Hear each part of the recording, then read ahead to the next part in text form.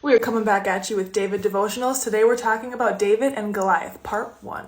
The story starts off with a battle, right? You have God's people, the Israelites, versus the Philistine army. And the Philistines had a giant warrior named Goliath, who was strong and had all the armor and weapons. And so Goliath comes and says in front of all of Israel, "Choose a man that will come and fight me, and if he destroys me, we'll be your servants. But if I destroy him, you will be our servants."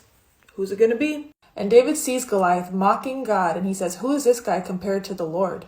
David then went before Saul. And so David said to Saul, "Don't worry, Saul. I'm going to go and fight him." And what does Saul say? "David, you can't go fight this Philistine. You're just a young man. This guy has been a warrior since birth.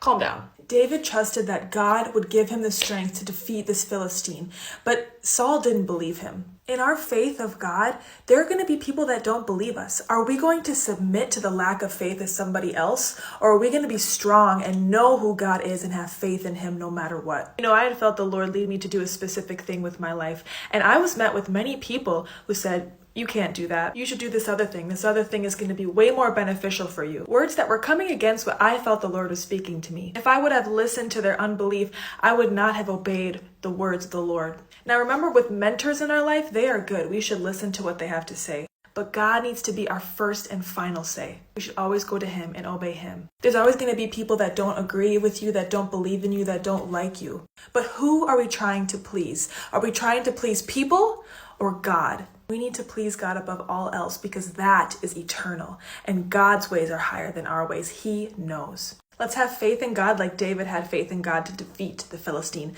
Stay tuned for what happens next.